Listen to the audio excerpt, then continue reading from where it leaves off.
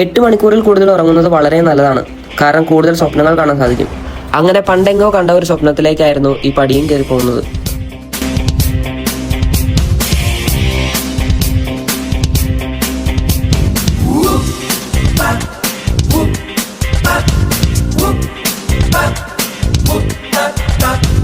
തീപ്പൊരി പമ്പരം പരത്തിവിടാം, ഇടിവെട്ടും അമുട്ടിനു തിരികൊളുത്താം, വെടിപട കുതിരയെ പിടിച്ചു കെട്ടാം, പടവെട്ടി പകിടകൾ അടിച്ചെടുക്കാം, എരിയുന്ന സൂര്യനെ പിടിച്ചെടുക്കാം, കടൽ കൊടും കാറ്റിനെ കവർന്നെടുക്കാം, തടയുന്ന കൊടുമുടി അടിച്ചുടയ്ക്കാം, മുകിലിൽ ചെന്നിടി മിന്നലെടുത്തെറിയാം.